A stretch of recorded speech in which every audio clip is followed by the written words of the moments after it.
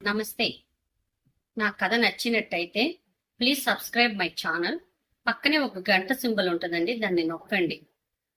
మీరు సబ్స్క్రైబ్ చేయడం వల్ల నాకు ఇలాంటి మోటివేషన్ ఇంకా ఇంకా చేయాలి, కథలు చెప్తాను విందురు.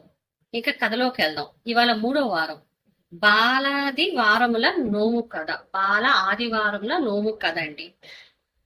పూర్వము ఒక బ్రాహ్మణికి ఒక కొడుకు కూతురు ఉన్నారు. అయితే కొడుక్కి పెద్దవాడు అవటం చేత ముందే పెళ్లి చేసేసాడు. చిన్న పిల్ల కూతురు, అందువల్ల ఇంట్లోనే ఉంది. కోడలు వచ్చింది, ఇంట్లో అంతా సుఖంగానే ఉంటున్నారు. వాళ్ళ ఇంటికి రోజు ఒక బ్రాహ్మణుడు అంటే భోజనానికి ప్రతిరోజు ఒక బ్రాహ్మణుని భోజనానికి పిలిచేవాడు. అతను రోజు వచ్చి ఏం చేసేవాడంటే, కోడల్ని దీర్ఘ సుమంగిలి బావ కూతురుకాను గంగ స్నాన అభివృద్ధి ప్రాప్తి రస్తు అని దీవిస్తూ ఉన్నాడు. ఒకరోజు కూతురికి డౌట్ వచ్చింది. వదిన్నను అట్లా అభినందిస్తున్నాడు, అట్లా దీవిస్తున్నాడు, నన్ను ఎందుకు ఇలా అని డౌట్ వచ్చి కుటుంబం అంతా కూడా డౌట్ వచ్చింది. నెక్స్ట్ డే అతను రాగానే వాయినం ఇచ్చే ముందు అడిగారు, ఎందుకు ఇలా మీరు దీవిస్తున్నారు, కారణం ఏంటి అని అడిగారు.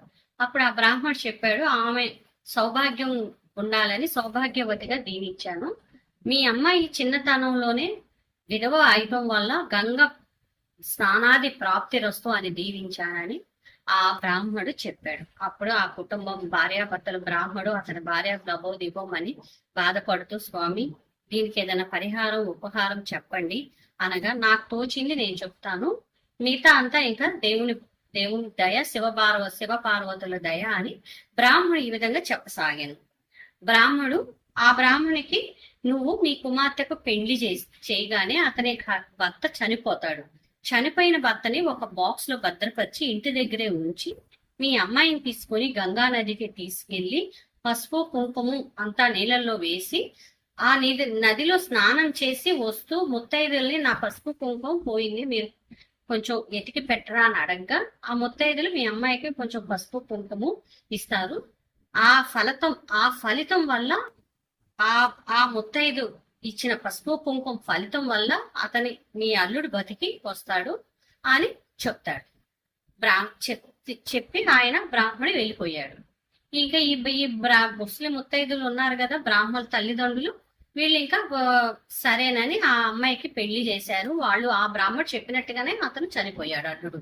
ఇంకా అతన్ని ఇంటి దగ్గర భద్రపరిచి పక్కనే ఇంకా గంగా నది స్నానానికి తీసుకెళ్లి అక్కడ ఆమెతో స్నానం చేపించి, అట్లానే పసుపు కుంకుమ నదిలో అంతా వదిలేపించి, పక్కన ముత్తైదులతో, అమ్మ ఇక్కడ నా పసుపు కుంకుమ పోయిందనగా, ఒక ముత్తైదు ఆమె దగ్గర ఉంచుకున్న పసుపు కుంకుమ కొంచెం ఆమెకి దానం చేయగా, దాంతో ఆమెని తీసుకొని ఆ ముత్తైదుని ఇంటికి వచ్చి ఆమెకి ఒక రవిక గుడ్డ తాంబూలం పెట్టి ఆమె పక్కన సహపంక్తిలో కూర్చొని ఈ బ్రాహ్మణ కుమార్తె భోజనం చేసి ఆమెని గౌరవంగా ఆదరించి వాయినం ఇచ్చి పంపించింది.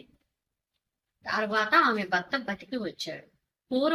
ఈ బ్రాహ్మడు వాయనం ఇచ్చుకున్న బ్రాహ్మడు ఏం చెప్పాడు, పూర్వము మీ అమ్మాయికి చిన్నతనంలోనే దొంగిలించడం, అదే మాంగళ్య భాగ్యాన్ని దొంగిలించడం మీరు చూస్తాం వల్ల ఆమెకి ఈ జన్మలో ఈ విధంగా ప్రాప్తి అయిందని చెప్పాడు. అందుకని ప్రతి వాళ్ళు తమ మాంగళ్య భాగ్యం కోసం 3 ఆదివారాలు ఈ వ్రతం చేసిన వేళల సుఖంగా ఉంటారు. ఉద్యాపన ఏమి లేదండి, కథలో చెప్పినట్టుగానే ప్రతి ఆదివారం రోజు గంగానది స్నానం చేసి ఒక ముత్తైదుకి పసుపు కుంకుమ రవికి గుడ్డ ఆమెతో కలిసి భోజనం చేసి దానం చేసి మూడో రోజు ఉద్యాపన చెప్పుకుంటే ఇంకా అంత మంచిగా జరిగింది, అంత శుభము కలిగింది. ఓం లాంకరి.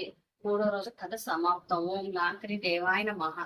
ఇప్పుడు ఒక అష్టాదశ పీఠ ఒక పద్యం అండి.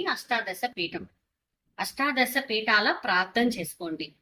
ఓం లాంకాయ నమః, ఓం శాంక్రిదేవాయ నమః, ఓం కామాక్షి కంచికే పూరాయ నమః, ఓం ప్రథమింగే శుంకలాయ నమః, ఓం చాముండే కౌంచికి పట్కాయ నమః, అలహాపూరి జోగలాంబాయ నమః, శ్రీశైల భ్రవరాంబికాయ నమః, కొల్హాపూరి మహాలక్ష్మే నమః, మహావీర్య ఏకవీర్యాయ నమః, ఉజ్జాయనం గిరిజాదేవి మాణిక్య దక్షవాటిక హరిక్షేత్ర కామరూపిణి ప్రయోగే మాధవేశ్వరి జ్వాలాయం వైష్ణవీదేవి గయ మంగళాయం గౌరిక వారణాస్యం విశాలాక్షి కాశ్మీరేతు సరస్వతి అయి నమ అష్టాదశ పీఠాని యోగ నామాపి దుర్లభం సాయంకాలం పటే నిత్యం సర్వశత్రు వినాశం సర్వ రోగహరం దివ్యం సర్వ సంపర్క శుభం సర్వ రోగహరం సర్వ సంపర్క శుభం.